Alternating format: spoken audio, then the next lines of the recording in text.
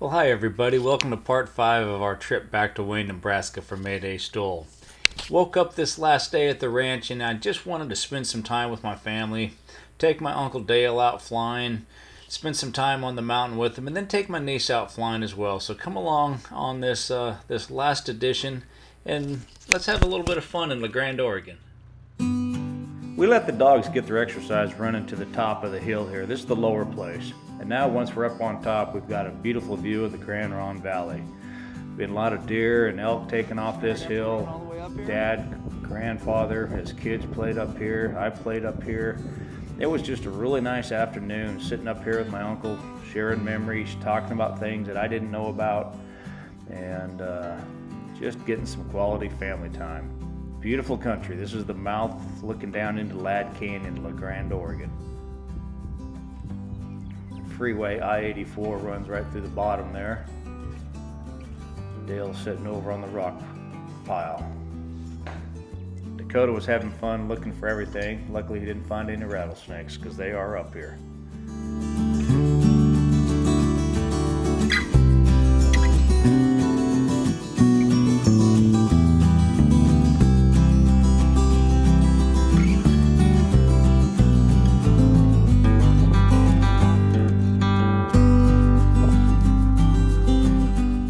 That far ridge right there is our top of our upper place, what we call the Camel Place, named after the family that homesteaded it. Here 97 Bravo is just tied down in the lower pasture outside one of the houses. Good fun little place to fly in and out of. This is Kendra, my niece. She's a student pilot. They've got a 172 she's learning to fly. This is her first time in the tail dragger, and we're going to take off out across the pasture here. It's got some nice swales in it. She's at the controls for this and she's going to do a really nice job.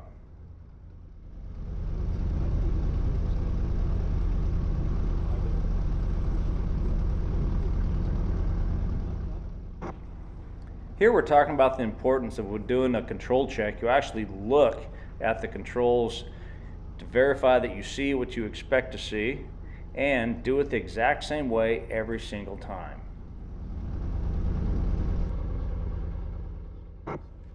We've talked about the takeoff roll. There's no center line to follow, but what to aim for, where we were going to go if we had a problem. So now it was time to execute.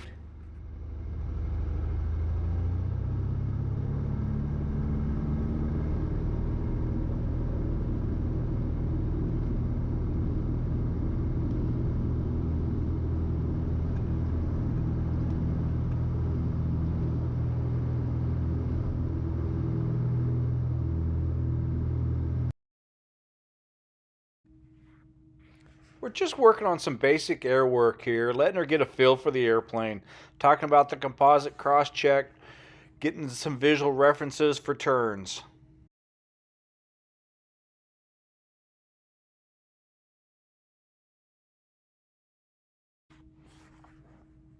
After about 30 minutes, we dropped into La Grande Union County Airport to put a little more gas into 97 Bravo. Gave her a good chance to see how the tail dragger felt on the pavement versus out in the pasture on the grass. As Kendra's getting ready for the second leg today, Dakota's over here making new friends again.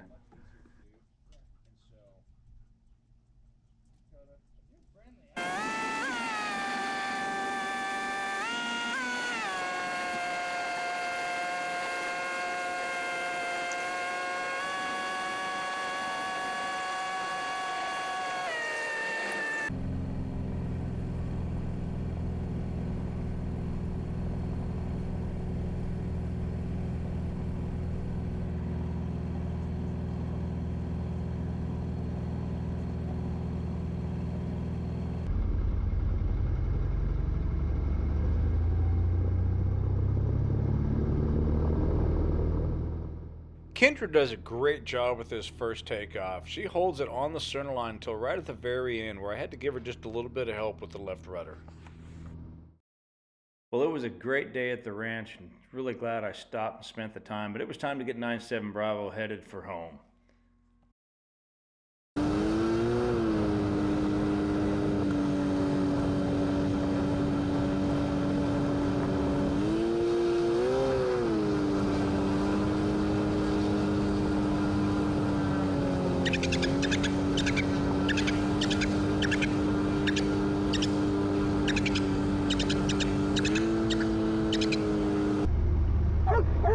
If you know where to look, right off the nose of the airplane, the Oregon Trail came down over the top of that hill. The land that makes up our ranch was the summer camping area for generations of Indians. And then when the settlers came across in the Oregon Trail, many of the wagon trains would stop there for the night, enjoy the water and the green grass as well.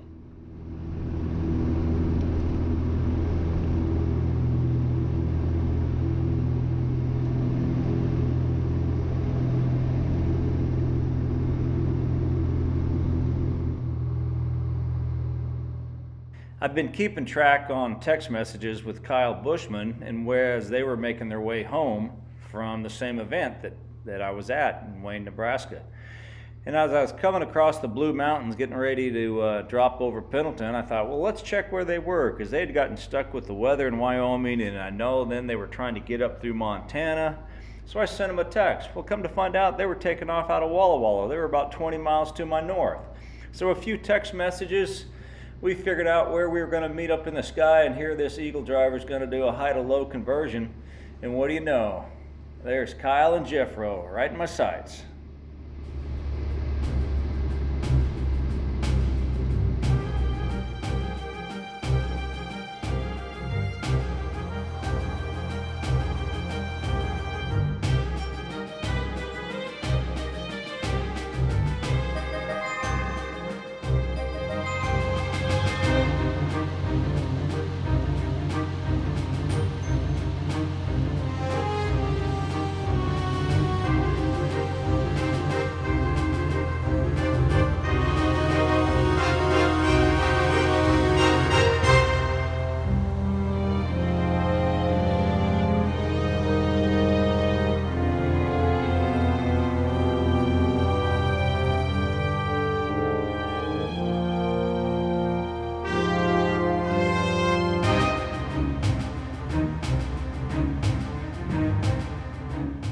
Fun as it was to join up on Jeffro and Kyle, after about 10 minutes they needed to head towards Central Oregon. I needed to head towards Central Washington. So I peeled off high and to the right and wished them all a safe and rapid flight to finish out the trip.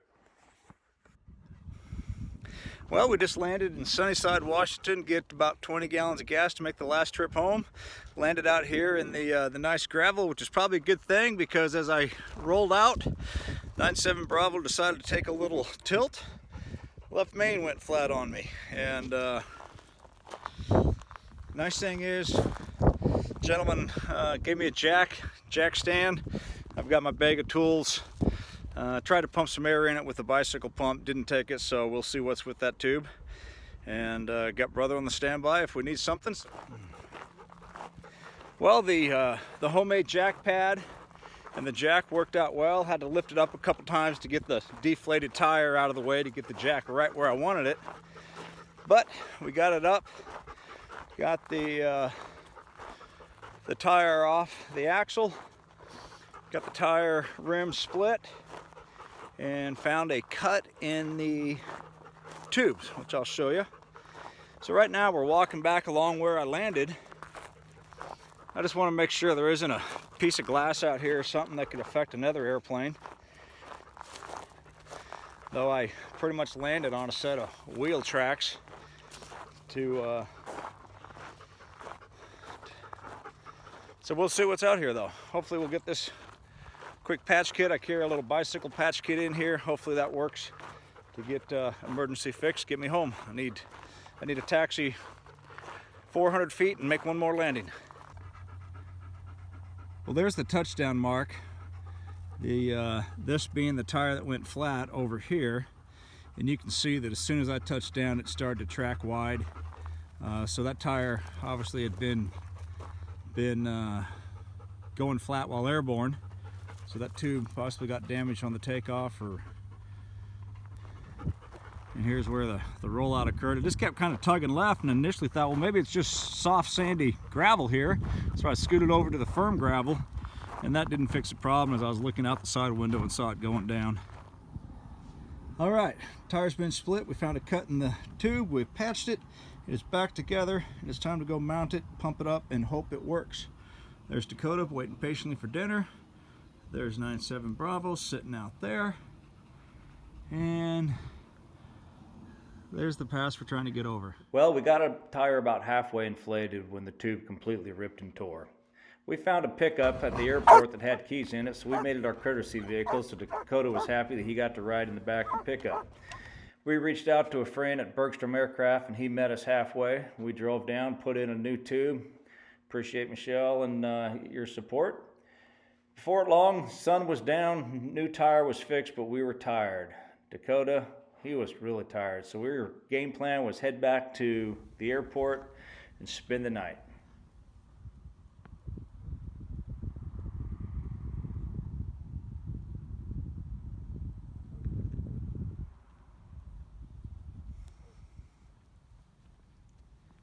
Well, it's a pretty night out here. The sun's gone down. We've got stars over Sunnyside.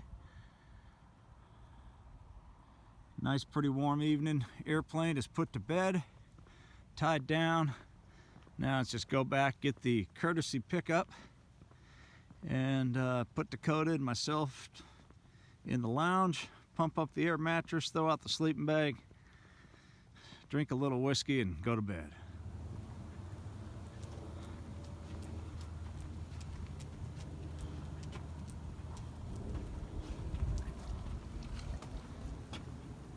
You ready? Go on in.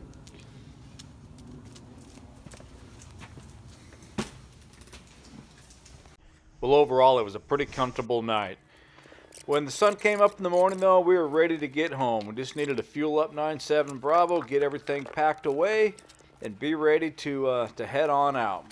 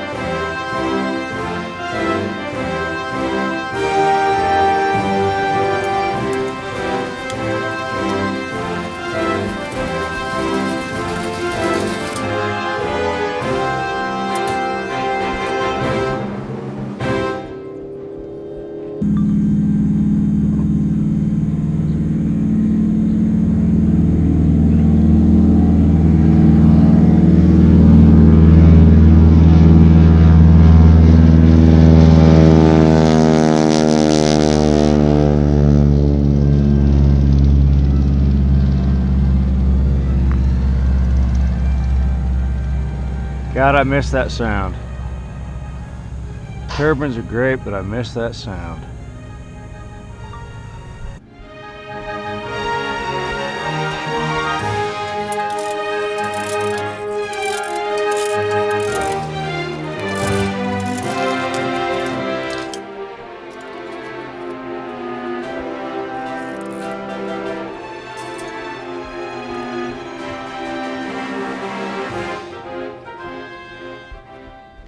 Well, good morning, everybody.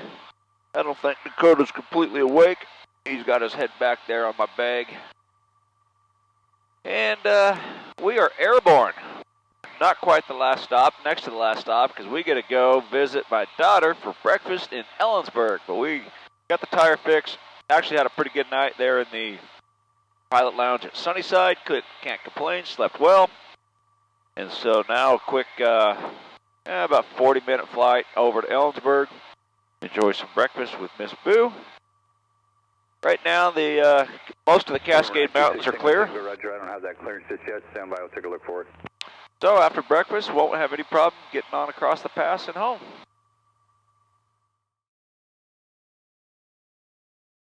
Well, here in Ellensburg is home field to Aaron Greer. He flew back to Wayne for the competition as a spectator and was kind enough to let me ride his electric motorcycle to run Dakota. Good to see his airplane. Good to see he safely made it home.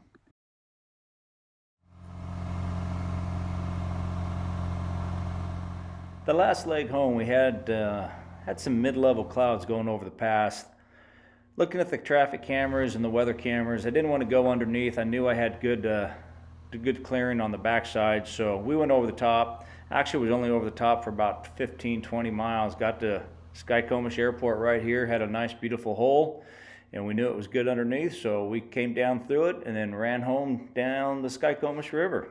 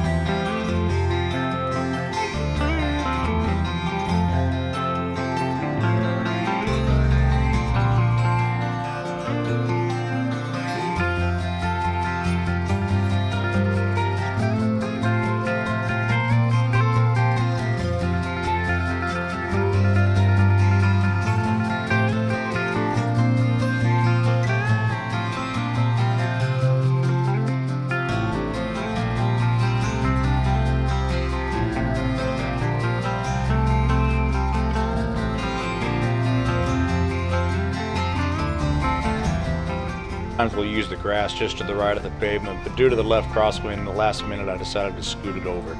Not the best landing, but we were home. It's been a long trip.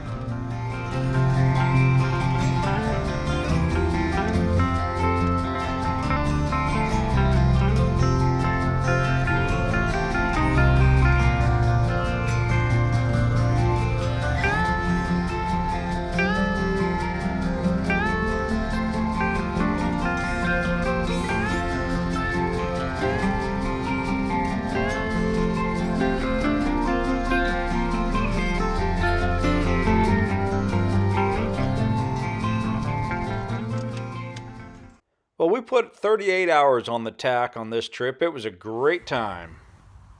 Welcome home, Dakota. Did you have fun this trip?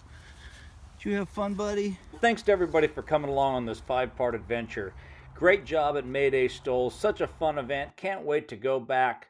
Colin, everybody in Wayne, Nebraska, you were a great host. We'll catch everyone later. Jughead and Dakota are out.